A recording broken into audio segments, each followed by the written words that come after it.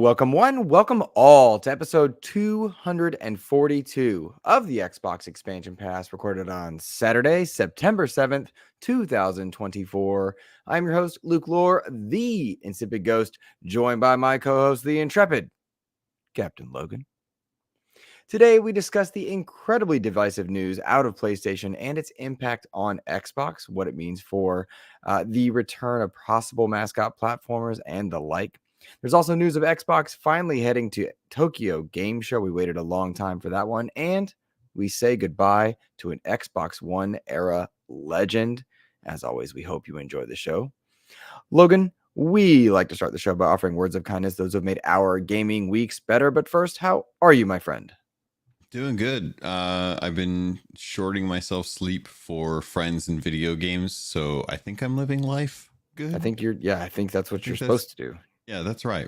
Yeah, like friends and video games come before sleep. That's what I understood. So yeah, it's been a really, really good week. Work has been normal, normal week and stuff. I had the concert that took up my Tuesday, which ruined our creator community episode this week, so I felt bad about that, but we still got that in with Silk in it. But my voice is still a little like recovering from that, but I don't know. So it's deep and raspy, but not necessarily like the kind of smooth that I'm used to. So that's true. How are you doing? I'm good, man. I second week of school plus coaching this week, and it's my least favorite week of the entire school year because I have to make cuts to kids that are trying out and wanting to participate in something, and then you have to tell them for one reason or another that they're not good enough, and that's not a fun task. And just so that's not. Just tell them, like, not this year, kid. Maybe next time. Maybe next time. Yeah. Maybe next time. You say coaching. Yeah. Is it coaching or grooming? What's the difference? God damn it. Have all these new students. They're all really great and they want to watch the show. Can't do that anymore. Okay. So not the old kids. All right. Oh man. I want to offer words of kindness to Chipotle Bear from the Nerd Chat. I love the Nerd Chat, and there's always been this like ongoing thing with the Fantasy Critic League and stuff, and I could not care less. It's funny to watch like Joe have these meltdowns and Daddy D Wally get so into it, and I just don't care. I'm like, oh, cool. But we're still in first place, I think, aren't we? I doubt it. I don't know. Nerd Chat beat us. Okay, yeah, we're done then. I think our games all came out already, and that's why. Yeah. But amidst all of that, like somehow trying to get a word in edgewise was me submitting that Doom Legacy of Rust challenge. Like, hey, if you beat Doom Legacy of Rust, the campaign, and just tell me and I'll donate $10 to an Extra Life of your choice. And I sent that to Nerd Chat, Spreading the Nerd, Trophy Room, Save the Game Media, I think, is even open for it. Like, Save the Game Media. I'll send it to Todd Oxtra. And then Megadad's picked it up.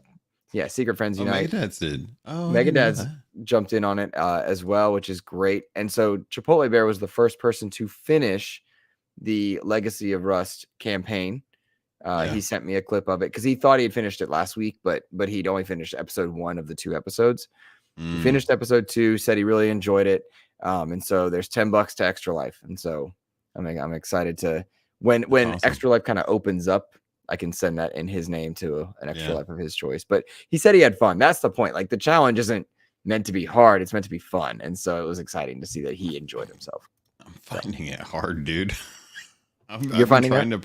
Yeah, I've been trying to play through it, and it's hard, man. I'm like constantly like backtracking for health and armor. And I'm just like, I don't know what I'm doing wrong. Like, I'm shooting them and they're dying, but I'm almost dead all the time. So I don't know. I keep looking around like, when can I mash execute to get the spray of ammo and health?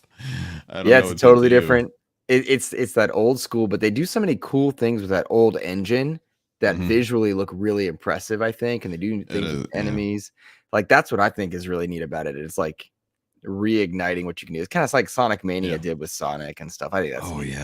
That's a great comparison, actually. The one thing I was happy about was I got an achievement where one dude killed another dude Mhm. because of friendly fire. And I was like, oh, that takes me back to the good old days of Helldivers too. Mhm. Yeah. It's like I feel like I'm satisfied. I feel like that was a good achievement to get. But Yeah. I'm still kind of go back to it. I don't know. Thanks because of the game that I've been playing this week. I Mhm. feel like I might want to go back to like Doom or Doom Eternal or something. Mhm. Kind of jump I back into those. I just finished up Doom 2016's achievements this morning, or rather, the Mm, achievements that I didn't have because I played it initially on PlayStation, yeah, and so I was kind of going through so and just getting the gross. collectibles and stuff. And so that was fun. I finished that up this morning. But yeah, hey, real quick, shout out to our amazing chat. Nerd Chat is in here, which is awesome. Tao Zochi is hanging out with us. Rick Davis is Hey, here. Igor says, greetings from Spain. Good to see you. A coffee chick hanging out. I don't know buongiorno. her. I don't know. I don't know Oh, her. you don't? Yeah, Um, you're not familiar with who Coffee Unfamiliar. Chick is? Oh, that's Edward interesting. is here. Good Not to like see she's my Edward. girlfriend or anything. Yeah, no, I want to know that. Shout out to Edward as well. And Coffee Chick says she's driving home but wants to say hello. Well, drive safe. Drive safe. Yeah. Um, so yeah, it's great to see you guys. Thank you for being here. If you're willing to, please click that like button because we appreciate you guys. Taozochi, rest well, my friend. Thank you for stopping in. For sure. And shout out to you for being an overnight worker, man. I know that's a different life. What's up, Dano? Good to see you as well. So good Hey. to see you guys. It warms my heart. It warms my heart to see you all here. So thank you. Yeah. Thank you for being here. Logan, do you have words of kindness this week? Yeah, I want to reach out to Fuzzy Belvedere, who is part of the Shop podcast, but also in other shows as well with like Mr. Boomshot and stuff. But Fuzzy's like take on video games, I feel, always very measured and Mm-hmm. thought out. And I was listening to him talk about the comparisons that have recently been made between like Astrobot and Hellblade 2 and the campaign length versus cost of game. And it was very interesting just to kind of hear like his thoughts and the introspective nature of why we rail on some games for certain things and Mm-hmm. not others. Like what is it about them, and is it because there is a more serious tone to Hellblade 2 versus the fun loving nature of Astrobot, or does it actually come back to the difference between ecosystems between Xbox and PlayStation? Is it journalism? Is it, there's always so many little factors and what ifs that you have with those kinds of comparisons, which isn't necessarily a very fair comparison, but these comparisons happen regardless. But I've always really appreciated Fuzzy's take on that. And given that, like whenever I go on the Shop podcast, which is typically afternoons on like Saturday, he's always been far more of the reserved or less vibrant cast member, but his takes always very interesting and always very welcome in my mind. Like I've always appreciated like just what he has to say about things, and he's a really interesting voice in the podcast group as well too. But I wanted to shout him out because I heard some of the stuff that they were talking about with Astrobot and Hellblade and stuff, and I was just like, Mm-hmm. I really dig him. Yeah. He's just a good dude. He's got really fun opinions, so I wanted to shout him out this week. Awesome. Great choice. I love Fuzzy myself. And he has that great voice that kind of Yep. sticks with you. It's unique. Not unlike yours. Like your voice is unique in the podcasting realm. It just sounds and resonates differently. And so that's cool. Mm-hmm. But there has been a lot of discourse this week as a result of the PlayStation news. And so I think that's a great place to kind of lead us in Yeah. to our first kind of big topic. And our first big topic is PlayStation and how PlayStation is impacting Xbox. And that's Okay. to me fascinating because that's how we tend to approach our news. For anyone that's new to our show, is we Mm-hmm. play games everywhere, we cover Xbox, and then we take a look at the news, whether it's Xbox, PlayStation, Nintendo, Steam, whatever it might be, and how it might impact Xbox. And so this past week, Xbox has really kind of been on the sidelines as PlayStation has taken spotlight for a number of reasons. Of course, Concord was delisted as of September 6th, so a day removed now from its full delisting. They completely stopped selling the game within 2 weeks of when that game came out, which is a big deal given that it was a live service game. The PS5 Pro has been leaked by Sony itself, and leakers have verified it, though not in that order. And then next to that, Astrobot is receiving a 94 Metacritic, 95 OpenCritic, and there's any number of places to approach all of that PlayStation news. But I think I'd like to start with Concord being delisted, because this is a game that PlayStation has not had a first-party release in quite some time at this point. The big one that they have come out is Concord, a live service game, which is the antithesis of what built kind of the PlayStation 4 and 5 brand to be so excellent in my mind, as far as like what they did so well was that third person narrative single player action game. And then it's Concord that comes out and just is delisted within 2 weeks. And there's no way to spin it to make it sound good.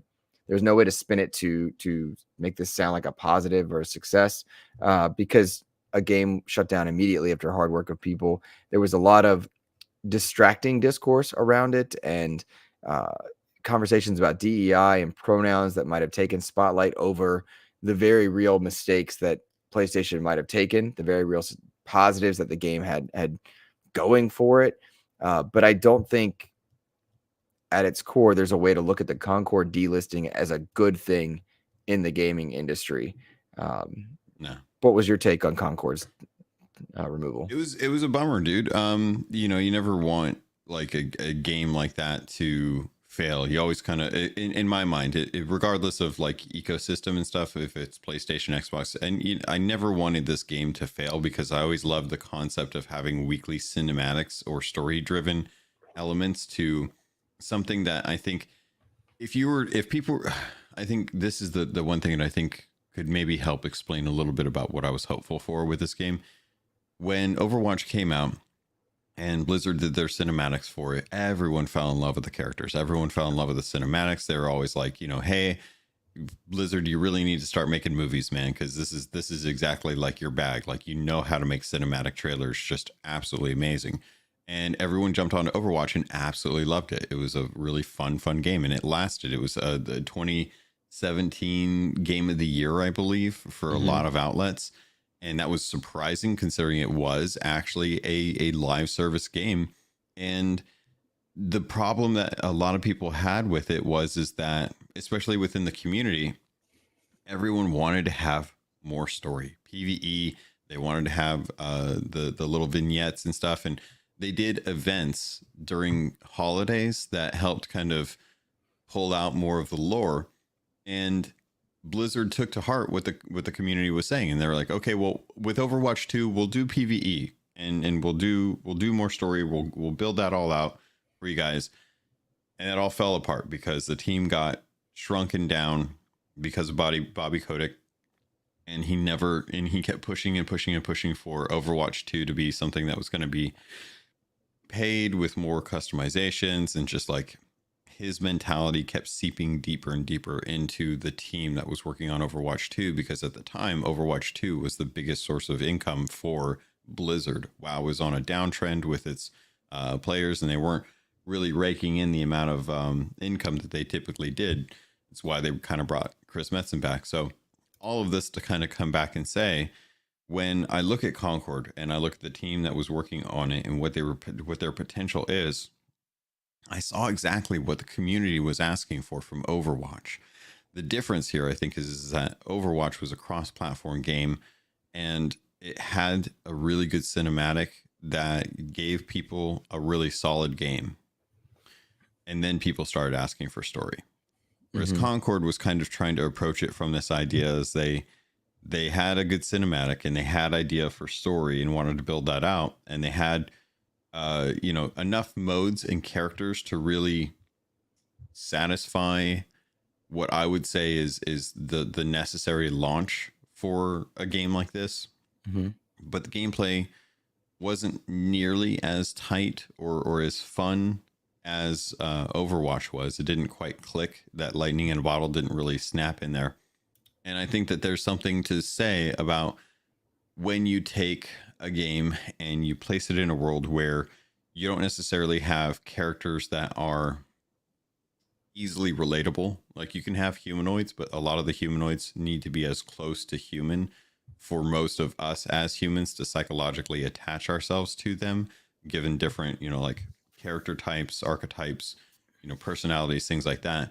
And I think Concord went a little further away from the base, like Guardians of the Galaxy humans, with like different colored humans, but still human, that pulled away from people really being able to connect with them. That with like marketing and not very much lead up, I felt like kind of the way when Hellblade came out. It's like, this is going to be a good game.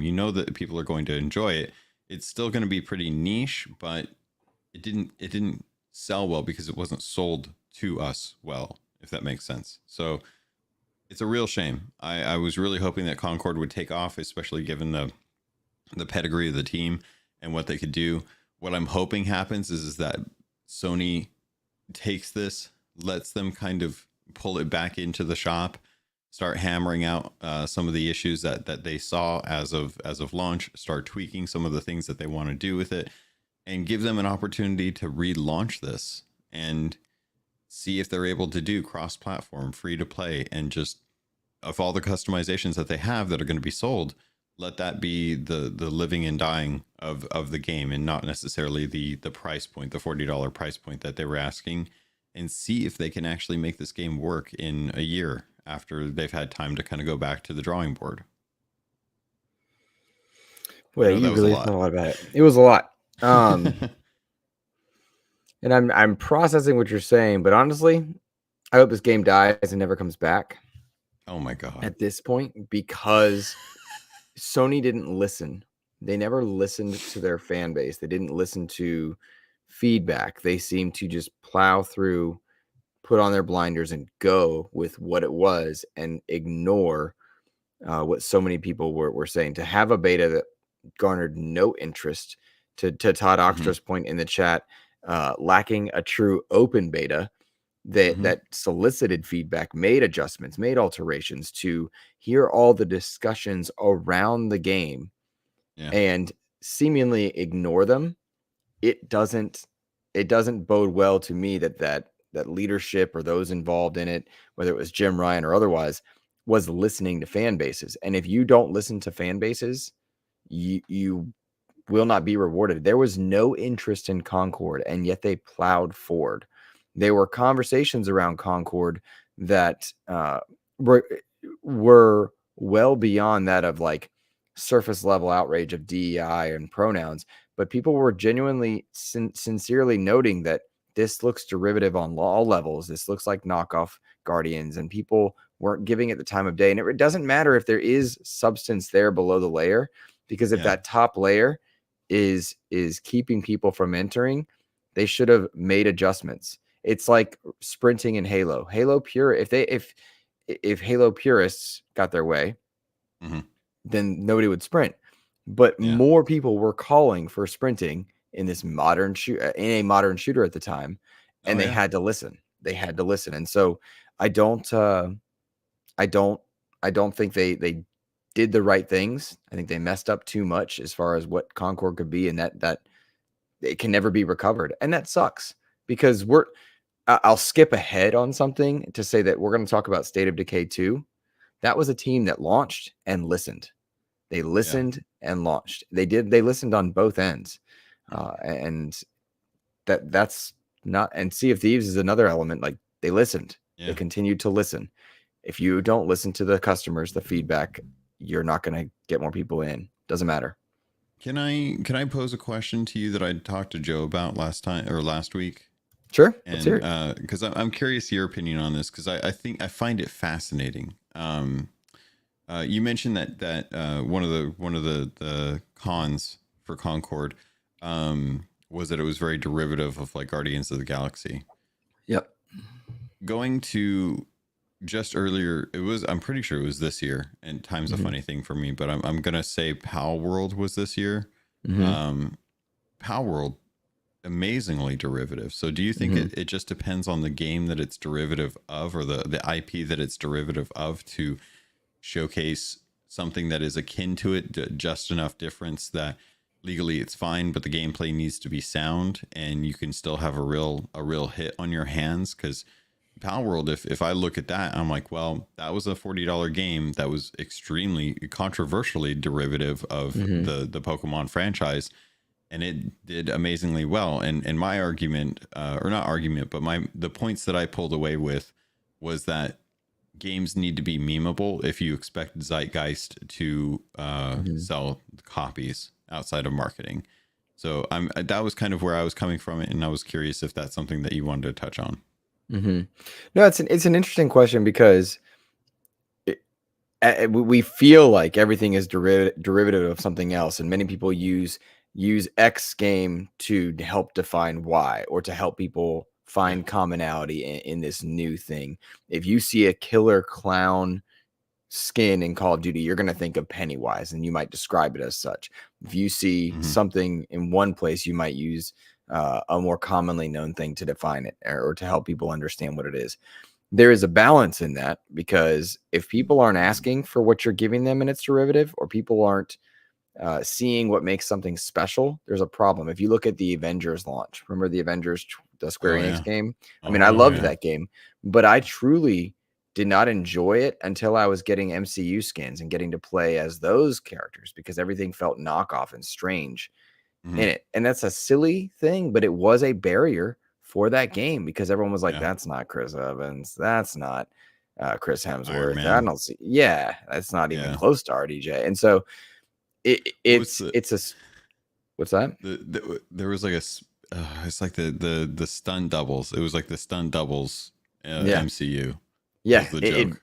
It very much felt like that. And so if you're going to use something for inspiration, as many games do, as many media does, you have to have something to set it apart, and it needs to be apparent on some level. And it just didn't do that. This looked like Overwatch with knockoff Guardians of the Galaxy. Whether it was or not is not the point. It Yeah. set up too big a barrier for the common people to be interested. And then you add to it, which people in our chat are correctly noting as well, you add to it a price tag for people to take a risk in a genre that's notoriously free to play, to include Marvel Rivals, which, are those the MCU characters? No.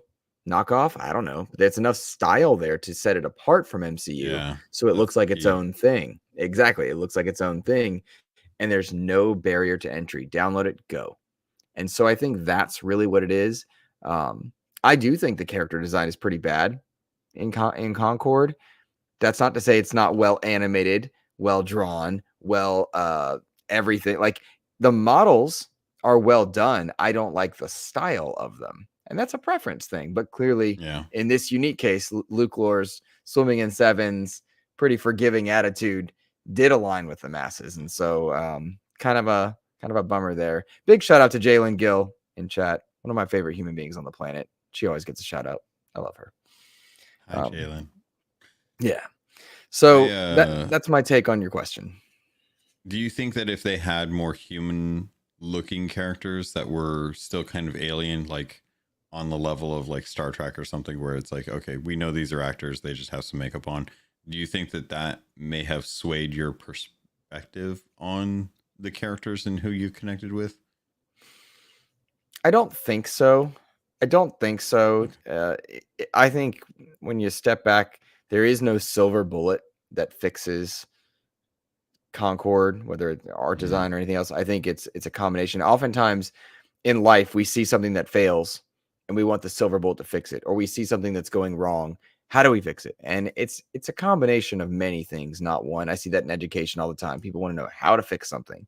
You cannot fix it with one thing. You need a combination of many. And Concord absolutely should have been multi-platform. It should have had open betas. It should have had feedback, solicitation, and time. And the only counterpoint I can think of on that, in that front, is Multiverses sort of did that, and Yeah. that didn't work either. But Multiverses is No. alive and generating profit. It's not necessarily doing gangbusters. So, Yeah. there is no one size fits all slate. The simplicity of all of this, and I'm not the first person to say this, and I doubt I'm the most recent person to say this. You can, you cannot chase the next Fortnite. Do not try to be the next Call of Duty. because in chasing that, that's an area that's too difficult to break in. Sea of Thieves lived because it wasn't trying to be those things. It had its own vision, and it did find a place in live service. How many games try to be World of Warcraft? World of Warcraft persists, but how many MMOs have shut down?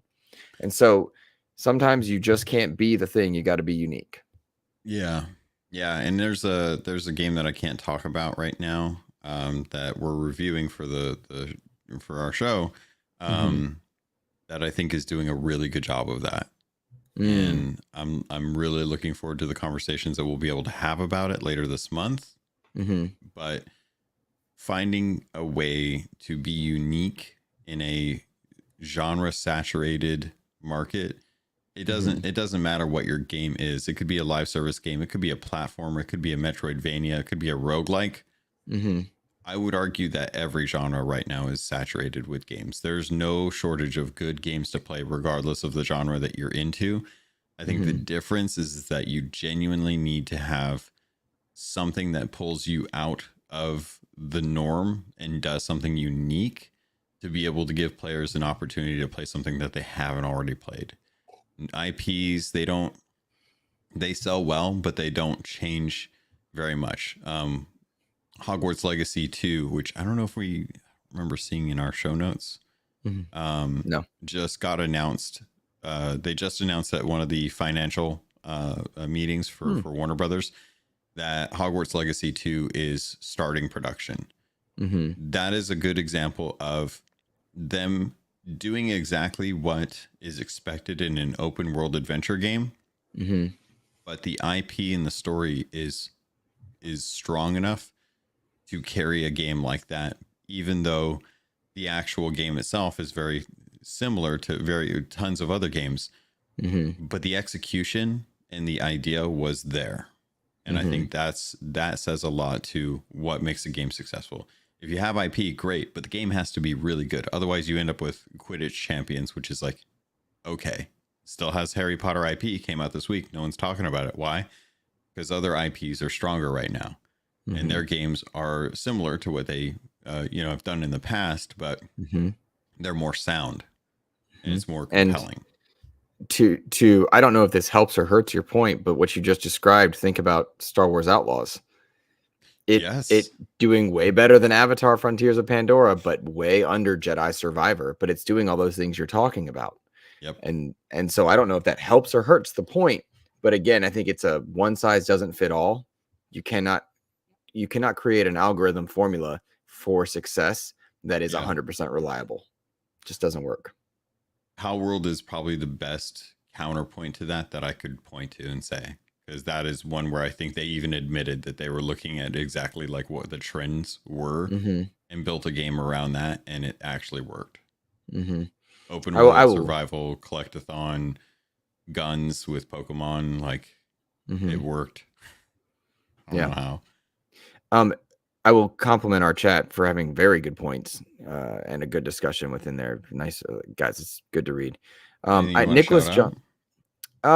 I just like that how Todd Oxtra is pointing out the differentiators for Marvel Rivals. I appreciate the discussion back and forth about the pricing of games and how Dano wants more $15, $20, $40 games. And again, we're talking about that the formula doesn't always fit. Quidditch was $30.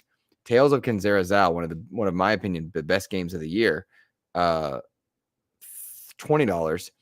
ended up shutting down the studio. Counterpoint to that part is that we've got news on the way we have news that Prince of Persia is getting DLC. And I can't say more than that. I mean, I think it's out there, but like the Prince of Persia is getting DLC. That game was $20. And so where things fit, pricing does matter, paywalls do matter, IP matters, but there is no one size fits all everything. And it was Nicholas Johnson who wrote in regarding Concord, asking if we'd played it at all, what the game was doing right. Was there anything that would have made it different or had a lot of potential? And I feel like we've addressed part of it, but I'm watching like 8-Bit Ninja in chat arguing that going woke is kind of the problem of it. And if the characters were sexy, half naked women, it would be the hottest thing going right now. I think that's so it's so surface layer. I understand the point that perhaps he's trying to make if his intentions are worthy, because we do want good looking people in media quite often. Like you look at the Avengers, none of them are ugly. However, I don't think that spells doom for a game, nor does it say instant success, because how many games are on the market in the mobile space where you play as nude people or near nude people and they're attractive and the game does nothing. And so I don't think it's as simple as that. And that's such a what's the word I want? It like reductive. It's such a reductive argument about like pronouns or going woke is ruining a game. I don't think that's it. I don't think that's it. I get that I will double down on the idea. Forgive my double downs in chat for anyone. When I watch the Avengers, they're all good looking, and that helps a lot because people want to spend 2-3 hours with. It's not fair. It is not fair. I want a team of makeup artists. If you're going to have an audience watch you, most people want to look at something attractive, whatever it is they're into or not. But that does not spell doom for IP, because you're not looking at Doom Guy. You're not looking at Master Chief. You're not looking at the Gears people and thinking good looking because you're in first person. I would love to look looking at them, but I do look at them. Yeah. But my point, I hope, makes its way through. Right. I think the point here is I'll take Stellar Blade as an example here. Stellar Blade very much had the main protagonist was modeled after an actual person. A lot of people online commented about how a lot of like games coming out of Korea or China, they're still welcoming the sex appeal when it comes to games. They're still building that with intent. There's obvious like pushes to try and draw that attention, especially from like the male demographic. Mm-hmm. If Stellar Blade wasn't a good game at the core base level of the actual gameplay, I guarantee you that the fact that the character is like sexy is not going to save that game. People would not be playing it if that was a bad Souls game, but it was a good game. And because of that, it did really well, but it still didn't do well because they decided to like adopt a sexy character. Like that's only going to get you so far. Right. And I think that's the kicker. It'll only get you so far. And that's just, good and bad. There's a lot of debate on that one. We're seeing, I want to say the actor who plays the character in Star Wars Outlaws, which, quick aside, they sent us a code on launch day, and I've been too busy to even touch it. If we had come in with the other creators, I would have been able to give you guys more coverage. They sent it us on launch day, which we're appreciative of and thankful for. I just won't be able to play it to talk about it yet, but that's why Joe came on last week to talk about it and such. I'm looking forward to it, to be honest. As am I. I'm looking forward to the time to play it. Same with Space Marine. When that game goes on sale, I'm gonna snag that one. I know you want to talk about it. We'll save your thoughts. But the reason I mention that is, people are taking real life models, voice actors, whatnot, and then tweaking their appearance to suit whatever it is the designers are going with. And I think that tweak is causing people to make a false narrative about it. And so it goes, but that's all right. I would like to talk about, if we could move into Astrobot, because as devastating as the Concord news was for PlayStation, and they absolutely thought Concord would be the moneymaker, Astrobot has just released. I believe it just released, or the reviews just came out. I don't know off the top of my head. I think people are playing it. It's out. It's out. Okay, thank you. I saw Joe with his controller in his copy. Gotcha. Okay, good deal. Well, Astrobot launched to a 94 Metacritic, a 95 OpenCritic, and people are playing it, loving it. And what that does, whenever you see a game that scores that high and people get excited about it, they wonder, all right, when do I get that thing for my platform? And Xbox, under their current umbrella, has Spyro, they have Crash Bandicoot, they have Banjo-Kazooie, and then lesser known quantities like Super Lucky have existed here. And I want our audience and our chat and anybody else to kind of weigh in on this one, because Todd Oxter wrote in with the question of saying, with positive reviews and excitement around Astrobot with a family-friendly IP, what would you like Xbox to do? Create a new IP or revisit something from the past? And I will tack on to that, Logan, that mascot platformers are not always successful, not always well received. New Super Lucky's Tale is one of my favorite 3D platformers. I love that game. The new version, they launched one on Xbox One, then they did kind of a revamp uptick a year later. Interesting to me that everybody is currently praising Astrobot when there have been very great 3D platformers to exist in other places. That said, having played the first Astrobot, the one that was packed in, it was fantastic, so good. We all say we want more mascot platformers. I don't know if they sell. What was it? Crash 5 was going to have Spyro in it, and it was canceled. And mascot platformers. Tell me your take here. I've talked. I mean, I think that they're great. I love the genre. I had fun with them. Growing up, I love Sly Cooper, Jack and Daxter, Ratchet and Clank. We've seen success with like Ratchet and Clank on the PS5 as well too. I don't disagree that we should be getting more of those, and I do think that to the point of having more family friendly IP is nice. We're gonna we have stuff like this on the table as far as like games that we're going to be getting. I think the reason that a lot of people are kind of frustrated with Xbox right now is that Xbox actually owns a majority, I would say, of some of the best platformers out there, and we just aren't seeing any kind of development with those. And to be perfectly honest, I think that the reason for it is that the people that would be playing those are either older people who are fans of the original IPs and the original games, or the intended market, which are probably too young to either be interested in that. They're probably playing Roblox or Minecraft or Fortnite, or they're already like linchpinned into a Nintendo Switch, and they've got all their platformers through Nintendo, and there's just not enough interest in the market to justify spinning up teams to really kind of push that stuff out. There's a reason why the Crash game was canceled, and it wasn't because nobody loves Crash. A lot of people love Crash. It's because the Crash Rumble game probably didn't do too well. And they're like, well, if Crash Rumble can't win and that's a Smash Brothers like, then what are we going to do? Not Smash Brothers. It merged IP, but it was it was not the standard Crash style. And I go ahead. No, you go ahead. You're right. Well, it was not exactly Smash Brothers, because we've seen everybody try to do Smash Brothers and it just doesn't always land. But I do feel kind of bummed, because I think about, like, there are people that love that game, love that IP. My boy Kevin Ainsworth, I'm like, I feel for him, because like I'm the guy that loves Crackdown and enjoyed Redfall, and I liked Anthem, and like I get it. It sucks when the thing you like goes away. I think there's a difference between liking bad games that are still enjoyable versus like having a love for platformers that they just refuse to make. You're suspended. I love Crackdown. So I think about like all the IP that are on display, and I didn't spotlight the comment, but Sokenit made a good point, and we're not gonna. I don't want to throw it up there because I don't want to accidentally spoil. But there are Xbox owned IP in Astrobot, and that makes sense given that all the Xbox umbrella now encompasses. There are so many great mascot platformers. There are also, to Todd Oxtra's point previously in the chat, there are lots of mediocre platformers that only diehard fans like Kevin Ainsworth and Kyle Stevenson would really go into. And that's true of, I think, a lot of genres, but sometimes the mascot platformer gets an overemphasis.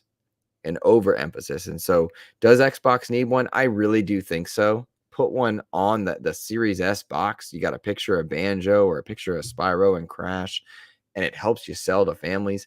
Yes. If they do an Xbox handheld, they do need a platformer. They do need one. They need a platformer bundle or something. They need to somehow show the audience that you can graduate from your Switch into an Xbox, because at present they don't do that very well. And with the console market diminishing and shrinking, you've got to drive people to your platform. And we're seeing consoles go up in price, and so that makes it even harder. But I do think Xbox needs to take advantage somehow, some way of the mascots they have, because I don't think they do a good job of it. The only counterpoint I'll throw out there is that we did not know Gears E-Day was coming. We did not know some of these other games that we saw this past summer showcase were on the way, but clearly Xbox had been listening. So there's a good possibility that one of these or several of these are in queue and we're set to see them later. Just a thought. I agree, and I will add to that. Toys for Bob is working on a game for Xbox. So just because we don't have like a trailer out for another Crash game or Spyro game or a Banjo game doesn't mean that there isn't one. It just means we don't know what they're working on right now. And chances are Toys for Bob is probably leading that because that's what they're good at. I hope that whatever that game is, it takes advantage of more than one of the mascots. You know, like I know we saw the reports leaked, canceled of Crash 5 having Spyro and Crash in it. Yeah. I would love to see them somehow, some way, let those two and perhaps others, Banjo or otherwise, show up in there, because there is something attractive about a bright, happy, approachable 3D platformer. That's just there's a joy in it. And like I see the great conversation about Sonic in our chat right now. I love Sonic the Hedgehog. I probably like Sonic more than Mario. That's not to say all the games are better, but like as a character. And the movies were great, and there's a lot of joy in the Sonic franchise. There's also a lot of duds. And so it's would we get to see more? Yeah, Catch 22. Catch 22. I really like the idea of nerds and other legends saying, I've been out here pitching a crossover platformer between Raz, don't know who that is, Crash, Spyro, Conquer, Banjo, and Blinks. Raz, really? Who's Raz? Fine. Psychonauts. Oh, okay, cool. You know what? We talked about this. Like, I couldn't get past the teeth. I couldn't either. I couldn't either. I have a weird get past the teeth thing about the teeth. Like I really wish that they didn't do that, because same. Gosh darn it, I would have loved to have enjoyed playing that game. Oh man, chat's lighting me up. Sorry guys, I didn't know. Yeah, I didn't know. That's okay, guys. There's a team that's been working on Everwild since 2019, a little before 2019, technically. 2018 is the spin up for it. And we still don't know what the state of Everwild is. But the team over at Rare have 4 support studios right now, technically, and are continuing to invest in Sea of Thieves for the foreseeable future. I wish that some of the old schools over there that are still kind of enjoying like their time over at Rare and still, very beloved franchises over there. A lot of the people that are working there now are people that are just fans of Rare in general, but also fans of Sea of Thieves. I wish that the team that was working on Everwild could go back, take a look at some of the older Xbox IP, and see if they can build up a team that would be able to handle doing an old school platformer. But for the most part, the group of people that were doing those games are now over at Playtronics. And a lot of people don't really give the light of day to Playtronics games, which is wild to me, that you've got IPs out there like Ukulele, which are doing Banjo style games and doing them right, but aren't getting the attention because it's not an old IP. So in my mind, it usually comes back to the olds want our little syringe of nostalgia injected into our veins, because we're the ones with the expendable cash right now. And in actuality, plenty of really good platformers out there. They're just not our IP. Can I just take a moment? I didn't know Raz's name because he's only had 2 games. They were years and years apart. And they were teeth immediately. Come on, everybody's over here mad at Lohr. It's like, come on. I like how that's your excuse. That is the exact background I have, and I still remembered who Raz was. Hey Logan, we're on the same team, bro. Guys, it's really not fair to you to call out the fact that it's like in his full name, we all know is Rasputin.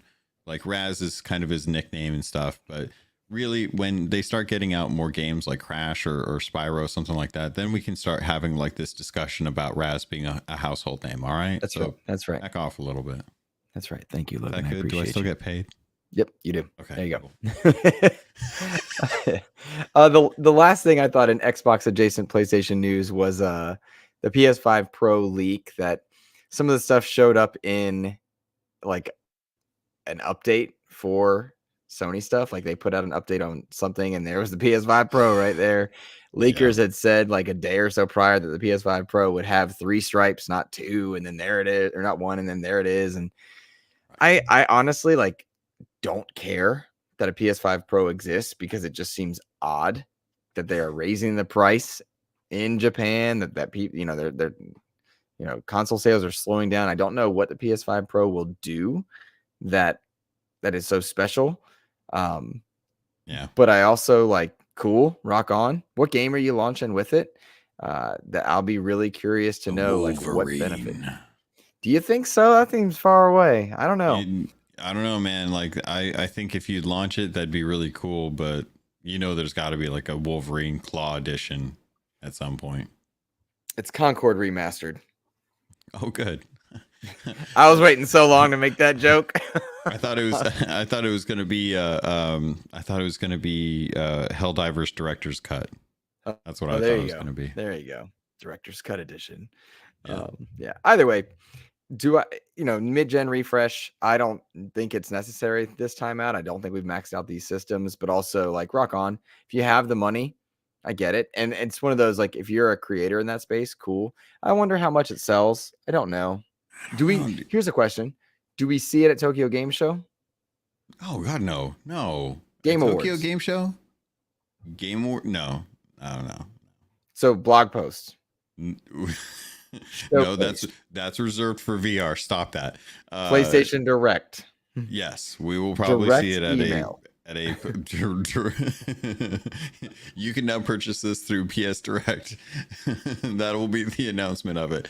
They're going to do their own thing. They've been kind of chasing Switch's tailcoats, and I think that they are probably going to try and steal some of the Switch 2's thunder, which is not going to happen.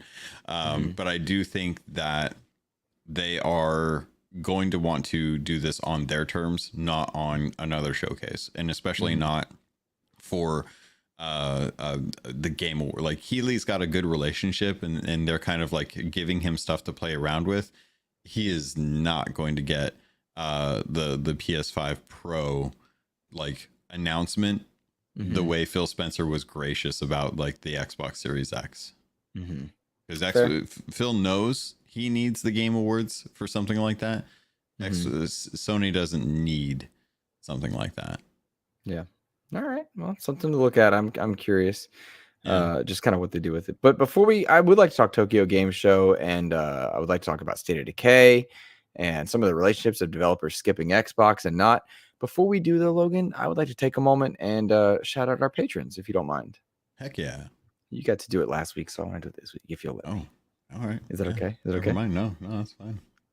I'm sorry. Look at that. Oh, I offended him. He's sipping his tea.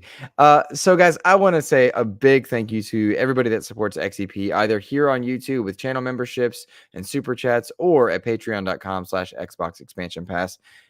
We were able to snag young Logan Keller, the captain. We were able to snag him not Gears, Warhammer Space Marine, the Ultimate Edition, and he has been in there. You can't hold that position forever. I can keep talking. We were able to snag him the new Space Marine game, thanks to you guys. So he is doing coverage for that one and working on that one, which is amazing. We also got news that Canva is changing its pricing structure, and you guys are helping us out with that. So we really appreciate you to the nth degree. It lets us do all types of stuff and stay afloat. And so you guys rock. I will give a shout out to our tier 2 and 3 patrons over on Patreon. And then I can hide Logan off the screen because he's distracting the mess out of me. All right, here we go.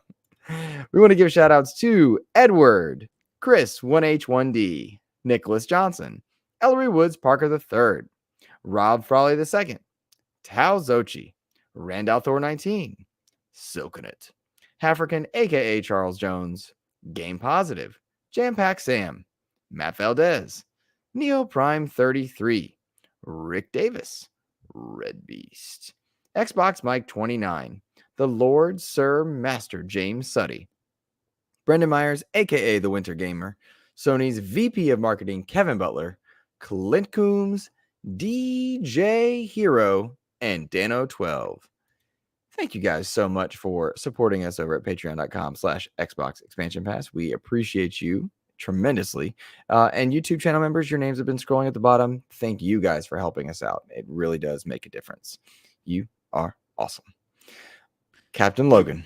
Luke, oh, here we go. Yep. You mentioned something that I thought was very interesting about how you don't feel like we have really used this generation's power as far as consoles are concerned, that the PS5 and the Xbox Series X haven't really been tapped out as far as the power. And I think that's really interesting, considering it seems like the Xbox Series S has been slowing everything in life down. Like Social Security costs are going to be going up in 2025.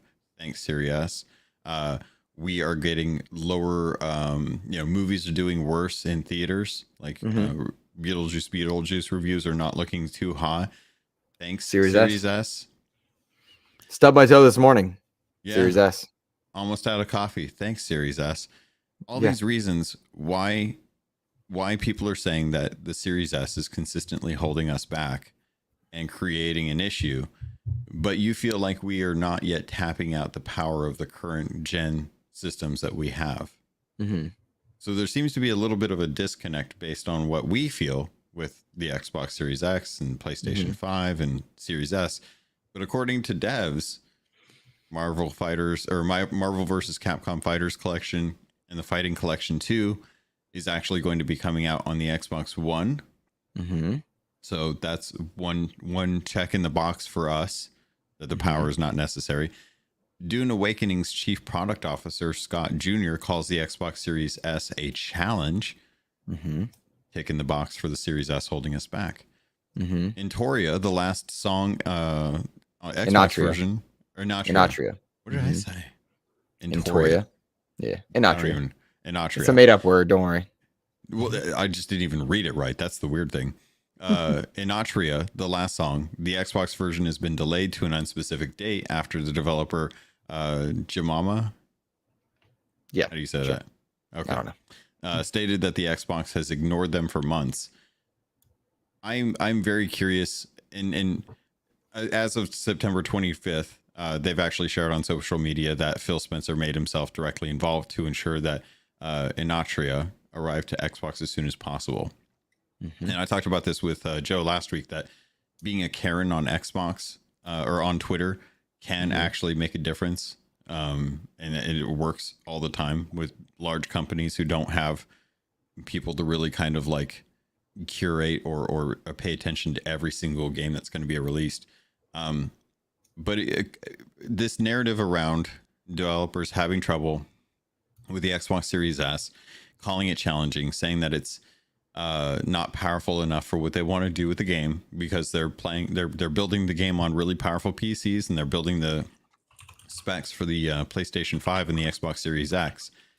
Should they be building these games for the Xbox Series S and allowing the X and PlayStation to capitalize on the headroom that the hardware offers so that we get better performance modes and graphic settings, ray tracing? I watched a very good video on Brad Sams's YouTube channel. He's a genuinely great, I think, YouTube content creator. He also works with Microsoft on separate side of things, so it's not like it's crossing over. But really diving into whether or not the Xbox Series S was a mistake and whether or not it's holding back the generation. Because you look at comments like, the Dune Awakening team, you look at Marvel skipping a number of different aspects of Marvel vs. Capcom, rather, skipping Xbox. We see a lot of developers skip Xbox, and it's for a number of reasons. The Series S is not necessarily one of them in most of those cases. You look at the number of games that come out on Xbox, 99% of them work great on the Series S. It's just a matter of, does the developer see value in building for that particular SKU, for that setup? And I won't pretend to be a tech guy, but when I see Warhammer running great on a Series S, when I see Starfield running great on a Series S, when I see games that are very demanding, like Doom Eternal and a number of other games, working on Series S just fine. I don't buy that the Series S is holding back the generation. I do buy that some developers don't have the interest in putting the resources in for a SKU that's not selling nearly what a PlayStation and PC are. I do buy that some developers are just not interested in building for a lower tier set. But it always seems odd to me because like there are plenty of PCs on the market that are not monsters that people play games on. Hellblade 2 was brilliant on Series S. The issue with Inatria was that Xbox wasn't responding to them. I played the game, by the way, at Summer Game Fest. They were at Summer Game Fest. I played it there with an Xbox controller on an Xbox build. I believe they were running PCs set to simulate, but I don't want to speak out of my tongue here, but or out of the side of my mouth, I should say. But like I played it, got the book. Inatria, the last I was there at the booth with them, talking with them. It was that Xbox wasn't answering them, giving them support for months. So they were spending money building this Xbox version and they weren't getting support and response from Xbox. It took being a Karen on Twitter and people being loud for Xbox and Phil Spencer specifically to take notice and say, answer them. But that is a common thing. I interview a lot of developers. Some are treated wonderfully for Xbox. Some say that publicly. Behind the scene, they're not, because Xbox doesn't answer emails in quite the same way or doesn't respond in the same way that some would like. The question is if my saying that spins the narrative out of control, because if they're responding to 1,100 emails a day and there's 1,105 and those 5 get missed or don't get responded to or whatever it is, does the narrative become that Xbox is unavailable? I see that happen in education all the time. You know, you're not supporting or not. And it's like, no, people are there. You just, something's not right in that realm. So I don't know what the right answer is. I know what happened with Inatria. I know the Xbox build is good to go, like pretty much ready to rock. Just a matter of certifications. Dune Awakening, I don't know what the deal with that is. Marvel and Capcom and Capcom specifically, an odd one to me because like we had Kunitsugami launch into Game Pass day one. We have a number of Resident Evil games that run wonderfully on Xbox. Yeah. We see Capcom and Xbox have a great relationship. So where's the disconnect? But I will tell you, as an Xbox customer, when I regularly see it happen, I don't care the reason. Fix it. Find a way. Black Myth Wukong, heavily rumored, and Xbox's own public statements about deals like happening behind the scenes, and that's why they can't bring it. That sucks as an Xbox customer, but fix it. You know, figure it out. Sling some of that weight around. You command Activision, Blizzard, King, any other number of studios, multi-platform games. Swing some of that weight and make sure it doesn't keep happening. We're going to talk about Tokyo Game Show. I've heard, Jess Gordon's heard, a number of people have heard that Final Fantasies and such are on the way. They're about to drop massively. Xbox fans are going to be eating good in that franchise. Dope. What took so long? And Nerd Chat, I hear you, man. Like sometimes the narrative is like, you know, nobody answers emails, nobody's available. If 1,001 are being answered and 1,002 are what was sent, are you not answering? Like, are we unavailable? So there's a lot of ways to look at these particular stories, but it doesn't matter. Xbox customers should get the games. We shouldn't be seeing things skip Xbox. Yeah, I don't disagree with you.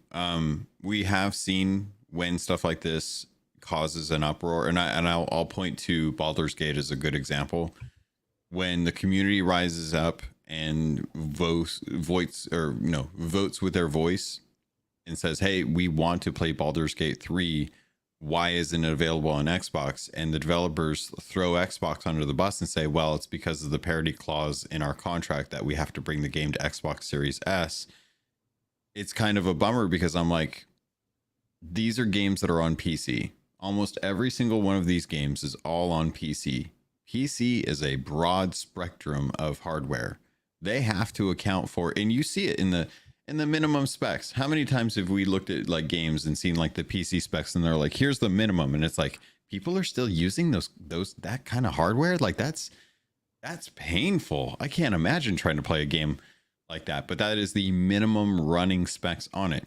If they can cater to that, I don't understand what the hang up is outside of it just being a dev issue and not familiarizing yourself with how to key into the Series S specs, which to me says two things. One, devs don't want to work on a game that has like lesser hardware than the competition. They want to have that hardware parity, which to me says like Xbox is going to have to decide what they do in the next generation. Are they going to have a lower end model that is budget friendly, or are they going to scrap that in lieu of just trying to continue going toe to toe spec wise with Sony as far as their hardware to ensure that more and more third party titles are being brought day and date with PlayStation games? Or is this an issue where Xbox needs to have better support, like they did with Baldur's Gate 3, where they literally sent a team to Larian to be like, hey, we're here to get this thing up and running on Series S. What's going on? And they figured it out. They found the headroom and they got it to work. Mm-hmm. So part of me says this is on Xbox for not having better Series S support for their tech and their hardware for teams that are trying to build games. But at the same time, there's only so many people you can do that.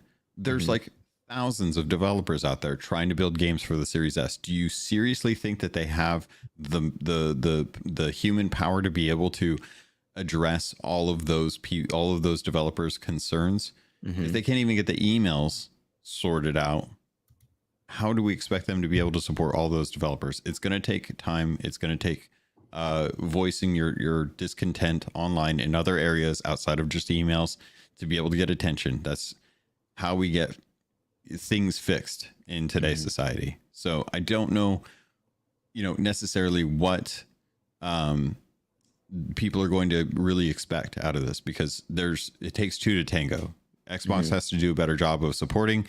Studios have to stretch a little bit more and concede a little bit more if they want to get their game on Xbox, which they should, given the player base. One of the things I heard often, Logan, and it had to do at the time with physical editions and perhaps the move to digital, but also why companies like Limited Run wouldn't support Xbox and such. And the reality was it costs some to put something. It costs something to put your game on Xbox, like it would for PlayStation or whatnot. But you're almost guaranteed to do well on a Switch or a PlayStation compared to Xbox because of the install base and the amount of customers and the way they purchase games. And I don't know if that's still the case, but I wonder if we look at more recent examples of subscription services like Star Wars Outlaws and Ubisoft Plus. Maybe that's why there's softer sales than they expected. And, like Hellblade and Game Pass, like maybe subscription services are simply teaching people not to buy games. And to be clear, I don't know that that's a bad thing. If you're paying for the service and the revenue is making its way through, maybe there's that element. But I mean, some people are just going to wait till it comes to Ubisoft Plus or Game Pass or PS Plus, because a lot of stuff in Game Pass is on PS Plus and stuff. It's not 1-to-1, but like they cycle. They cycle, and subscription services are great. They're great. Game Pass remains the best thing in there. I heard that they kill studios because nobody buys games. It's all crazy, right? Crazy. So like there's a layer in there that I think might be a reality, and I just don't know. But I do genuinely get frustrated. When it's this blanket statement made by YouTubers, content creators, podcasters, people on social media that it's the Series S's fault. It's like, no, I mean, Switch is doing just fine. It's the weakest thing out there.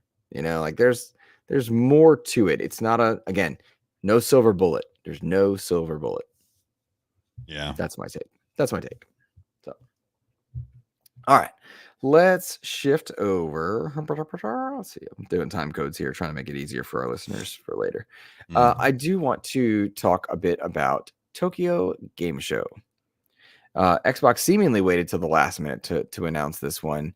Xbox will be at the Tokyo Game Show on September 26th at 6 a.m. Eastern, 3 a.m. Pacific, 11 a.m. British Standard Time, and I believe that's 7 p.m. in Japan. Content will be shared from Xbox Game Studios, Activision Blizzard, and Bethesda, as well as select third-party partners. Interesting to see there. Of course, it'll be on the standard YouTube channels. I am curious about this one because Xbox in Japan is this unique beast. They shut down Tango Gameworks earlier this year, an award-winning studio set in Japan. Now we got news that they are working with those people. They did try to help them find jobs. Like, okay, interesting. So they want to partner with those people. Maybe it was too expensive to keep the studio there and give returns back to Big Daddy Microsoft at this point. Whatever it is, we know Xbox has been working with Square Enix to strengthen things. We've heard pretty heavy rumblings about Final Fantasy stuff coming back to Xbox.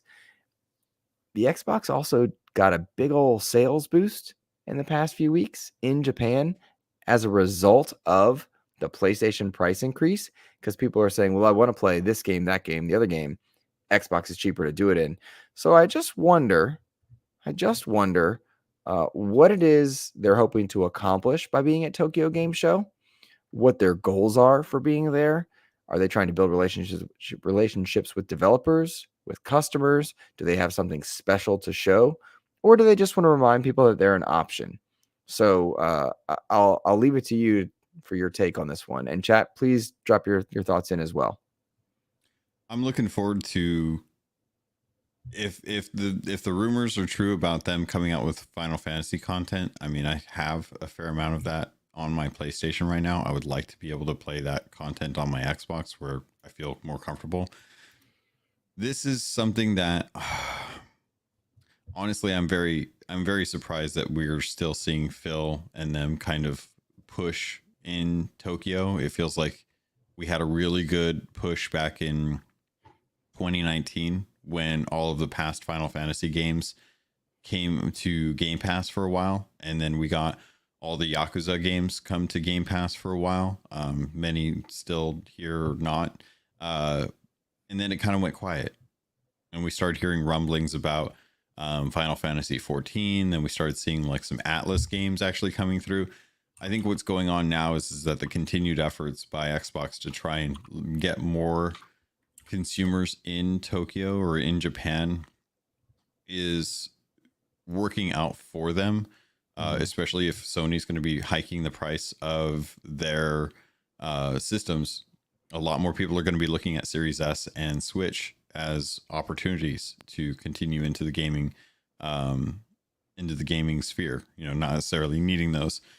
So I think this is going to be a really interesting game show, because I think whatever they announce is coming to Xbox. And it's something that they can get in at a $300 price point compared to a $600 PS5. Mm-hmm. I think Xbox has a real opportunity to get some groundswell going in Japan for their system, and just say like, hey, we've found other ways to deal with inflation, and we are going to continue to lock our game console in at the price that it is in that market, because it's an opportunity, it's a growth opportunity for them to pull people over from like PlayStation or potential buyers of the PlayStation, and trying to see like what they can do with that. But whatever they announce, I hope that it reaffirms kind of like what we know works, which is Game Pass, and just put it all on there and see what we actually get. Let's see. So I'm thinking right now they've got a lot of stuff coming out in the next few weeks, months, right? They have the Shattered Space expansion. They've got Metaphor ReFantazio that they're partnering with. Assassin's Creed Shadows, Call of Duty Black Ops 6 is in there. Vessel of Hatred for Diablo, Stalker, Indiana Jones. There's a lot of reasons to buy an Xbox. A lot of games you can play. That's not to say they're not all multi-platform, or not some are multi-platform. But what I'm saying is, if the PlayStation is expensive in Japan, very expensive in Japan, more expensive if you want the Pro down the line, would a Series X or S appeal if you wanted to play those? If you see the Square Enix partnership happening, if you see Metaphor coming out, I wonder if that's not the way they go. And so that might be their angle. Be like, hey, we're still here at this price point. Pick this up. And if they're able to showcase like why to get it right now, play the new Call of Duty on Game Pass, play it on a Series S for whatever the equivalent of $250 is, or $300, or whatever the Series S is right now, because it hasn't gone down enough. If they're able to do that, that's dope. The problem with that is they've spent so much time telling people you don't need an Xbox console. They've spent so much time saying you can play your Xbox games elsewhere, and they've sent their most successful IP in the last 5 years multi-platform with Sea of Thieves. Oh, like Sea of Thieves is the quiet juggernaut of Xbox games. Yeah, it just is. I mean, Minecraft, I think you maybe Minecraft, but then Sea of Thieves, and so Call of Duty is set to probably take that over. But like they've just spent time telling people that the exclusives that won't be exclusives anymore. I mean, we're very close to Gears being multi-platform. Yeah, I think it's so hard to try and debate that point, because it's true. I think the difference for me is the opportunities that Xbox brings to gamers through their hardware, through software related features like quick resume, like backwards compatibility, auto HDR, auto FPS, stuff like that, are such a selling point for me that I almost don't want them to give up on hardware in trying to spread their, like, I think that they're trying to, like, I'm trying to think of a good way to address this, but Xbox is basically like is like Costco. Like they're always having someone out there like with little samplers being like, hey, if you want this, you can have a sample of it, and you can walk around and eat the samples all you want, but you can't actually buy that unless you actually get a subscription to Costco. So you have to have that card to be able to check out. But you can definitely wander around, look around, and see what you like, and get little samples and stuff like that. And I think that's what Xbox is doing with a lot of their games going cross-platform or on streaming services. Like they're trying to get their content out there because they have enough content to justify it. But I think that if you really want to enjoy the experience, you really should be buying into the ecosystem through like the actual console aspect of it. Mm-hmm. Yep. I don't know, man. They've got a lot of things they've done right this year. They've also kicked a lot of wind out of their own sails. Like, and I'll go back to, it's several weeks old now, but like, and we got one more thing. Indiana Jones not coming to Xbox. It's like, wait, what? Like, so strange. And the ups and downs that we get as people that pay attention to every week of news is remarkable. And so I wonder sometimes, because everybody that's in chat, that's listening to this, that you and I making this, that make other podcasts, we're so tuned in, we don't know necessarily all the time what the perception is on the outside. Do people care that these things are happening? And I just don't know. And so I wonder if the Tokyo Game Show is even worth it. Happy to be proven one way or the other at this point, because I've been wrong so much about what I think makes sense and then what they choose to do. I've also been right quite a bit. So it's just like, I don't know, man. I don't know. I think this will be good. I think Tokyo Game Show honestly should be a staple for Xbox, because I think that just in our community, we have a healthy, thriving JRPG fan base who want to have that representation on Xbox. So many of them have to go to PlayStation for that. We just saw like Visions of Mana like come out, and already issues with like people having to worry about whether or not that studio is going to be able to continue making Mana games and stuff. And it's like it's a shame to think that Tokyo Game Show could be knocked off the list of representation for Xbox, because I think that a lot of fans do like that content, and I think that a lot of fans would love to have that show up on the ecosystem that they're touting. With Tokyo Game Show bringing games from that region and making those announcements, you would hope that Xbox would be there to help support and show like, hey, these are the games that we're coming out with. We know that you're going to be excited about them, and they're going to be on Game Pass as well. And we've worked out that deal. Those are the kind of things that I think a lot of them want to see, to be able to like have that sense of attention, I guess, from Xbox to make sure that, you know, JRPGs are properly represented on all of the consoles, not just the ones coming from Japan. If you are planning to play JRPGs, check out my interview with Munana. They're making Keelhauled. It's interesting. That was neat. To tie that in, Logan, possible news at the Tokyo Game Show. We had 2 great questions, one from Deadlegs, one from Rick Davis. Let's go with the first one. Rick Davis is asking Silkenit if we'll see Silk Song at Tokyo Game Show. You know, Silk Song, the game that might exist, that we expect to see at every showcase ever for any place. Do we see Silk Song, Captain Logan? No, that's a Nintendo announcement. But it's on Game Pass. I know, but I think Silk Song's going to be something that Nintendo. I would not be surprised if Nintendo announced that Silk Song would be launching day and date with the Switch 2. I think if that's my prediction is that we'll see Silk Song when we see the Switch 2, and they'll know. So not the PlayStation 5 Pro, not day and date there. I don't think you need it. Okay. PlayStation 5 Pro is going to be like, we have got all the ray tracing on this hand-drawn art. The puddles in Spider-Man are going to look great. Yeah. Yep. Yeah, but I think Tokyo Game Show would be a good place to announce that, but I think that's a Nintendo announcement, and they usually do their own thing. Okay. All right. Well, here's a tangential question then. Deadlegs asks, do you think Xbox would be more successful if they did away with pay for online and features? And that, I think this is an interesting question because we did get news this past week that Genshin Impact, which is coming to Xbox on November 20th, is not going to require you to have Game Pass Core, which is really Xbox Live for anybody that, you know, doesn't speak the ridiculous marketing verbiage that Xbox tried to impose there. Would they be more successful if you didn't have to pay for online? Mind you, they do a lot of PC stuff. You don't do it there. I have never liked that whole aspect of charging people a price to play multiplayer. One of the boons of playing Sea of Thieves was I started on PC and never had to pay online fees for that.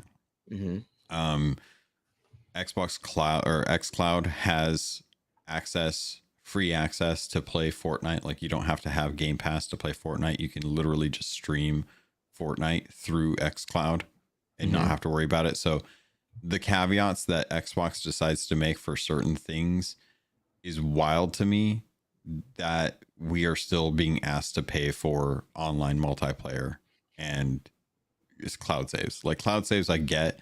Online multiplayer, that's something that should just be factored into the cost of the game. Okay. All right. I'm digging it there. Let's see here. There was one other thought I had. Nope, that covers it. All right, that covers it for Tokyo Game Show. Heck yeah. There we go there. Indeed.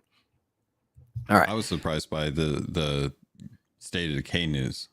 That's okay, so that's what I want to talk about now. Yeah. Because I am with a heavy heart and also joy getting to share that State of Decay 2 has shut down kind of development after so much work on it, so many updates since it came out in 2018. It's, for anyone that's unfamiliar, we have a question about spooky games to play, kind of in our QA section, but State of Decay 2 to me, perfect game to play in spooky time.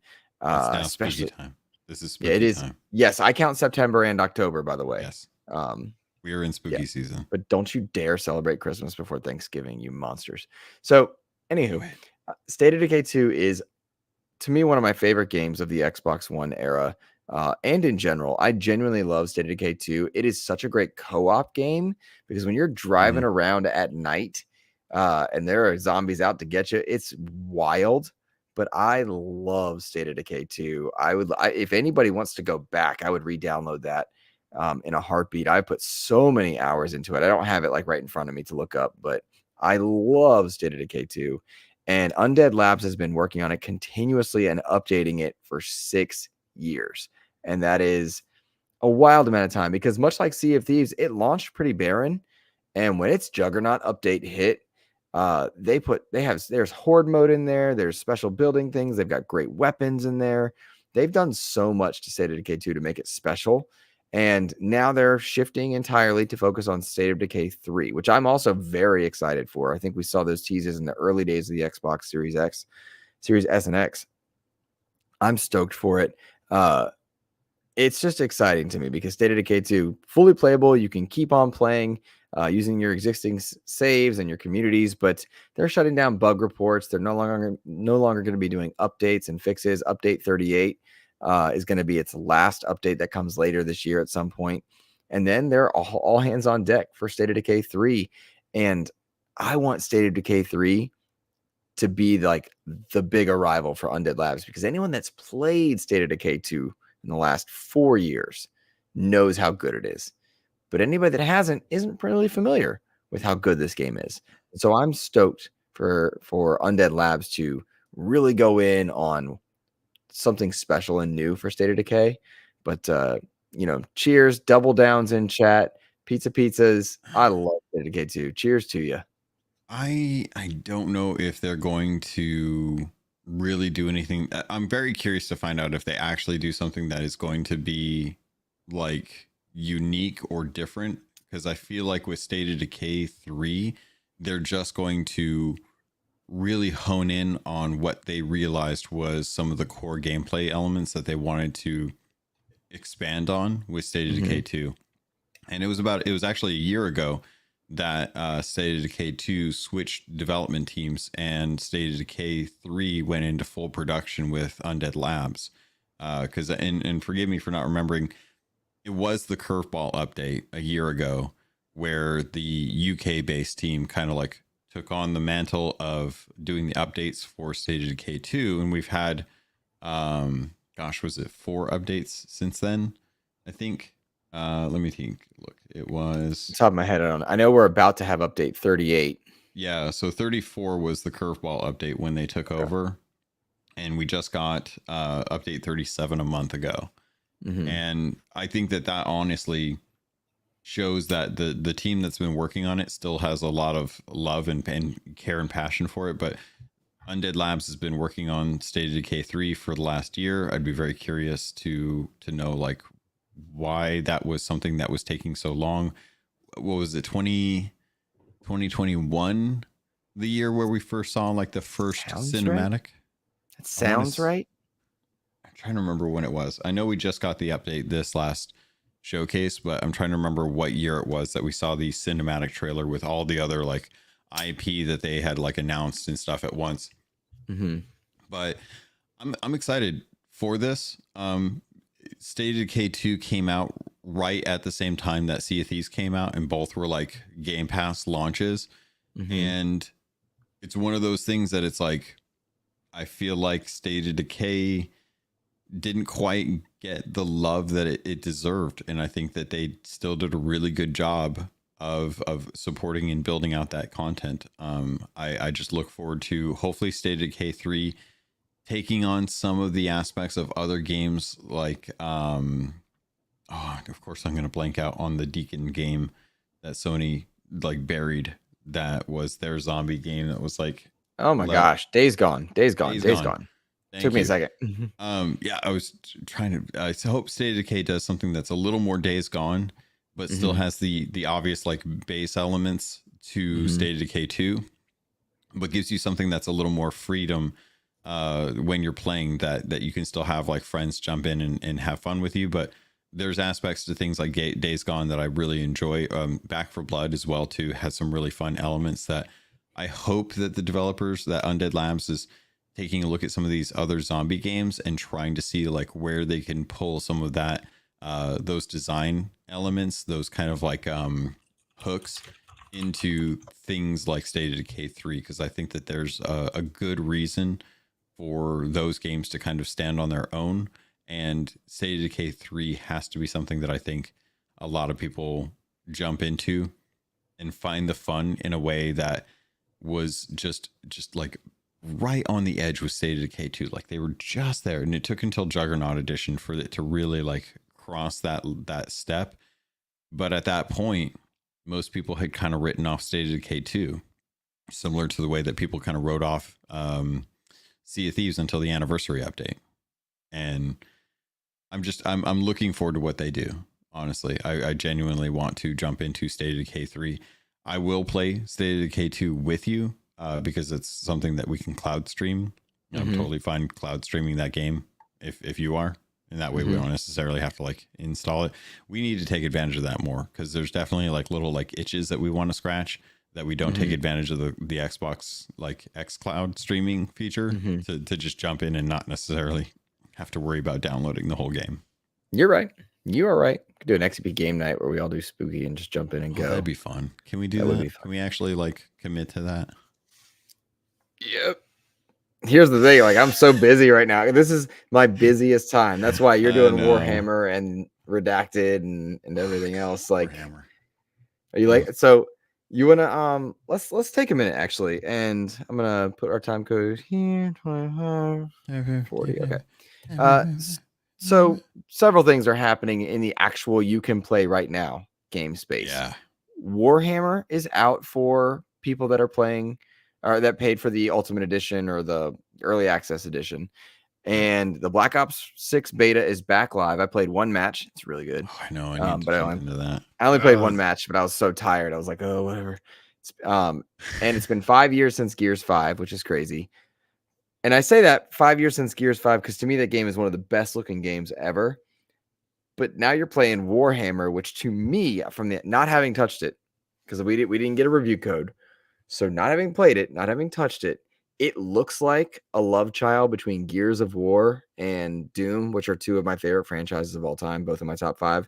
So, how much time have you put in at this point, and what are your early impressions? I've barely gotten any time into it. I've barely like scratched the surface of this.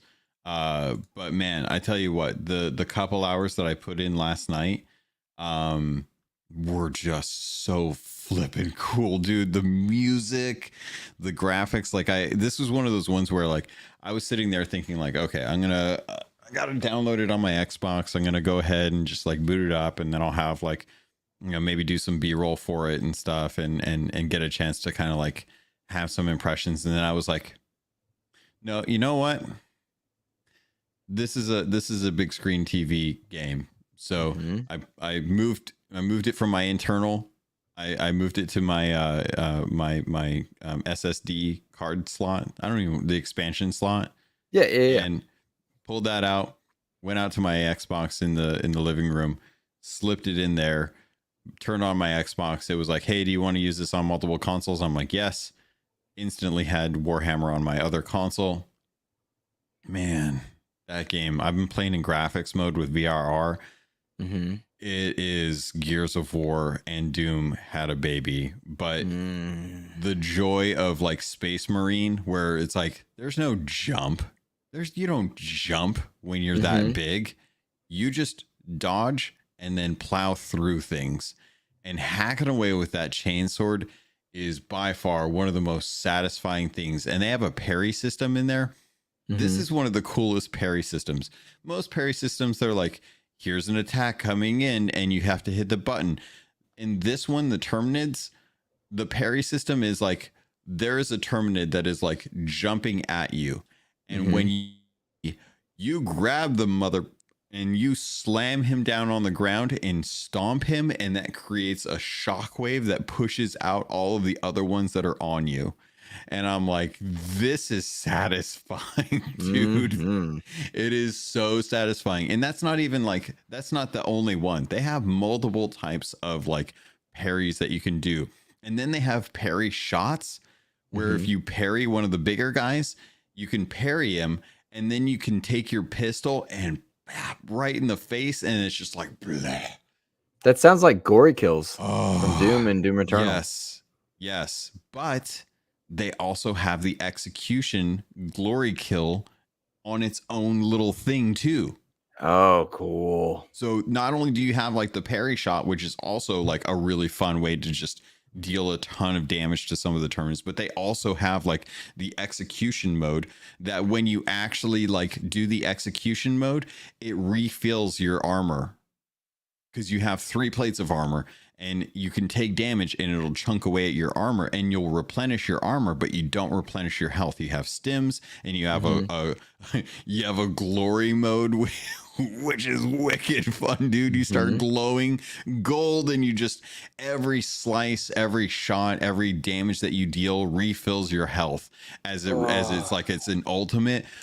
God, it's satisfying. It's so gory and it's so satisfying. And it's like you parry one and you stomp him and then you turn around and you you shoot the one dude and then you dodge out of the way.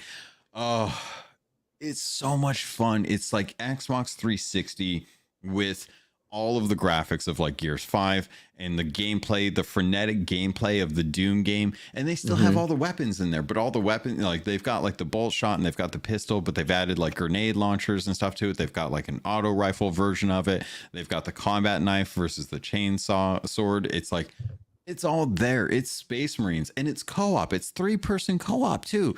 And you get bots with you otherwise, but your friends can actually jump in and enjoy like the gameplay as well too, dude. It's so worth it. This game is so much fun and I barely even scratched the surface, but it's Warhammer. They've got like the haughty voices of like, you know, the English accents and like, where is it going to be? Where's the drop going to be? And they're like, you will find it later down the road. You have to, they're the voices are spot on for Warhammer. It feels like a freaking awesome game. I can't wait to go back to it. I hate the fact that I have to do adulting after the show.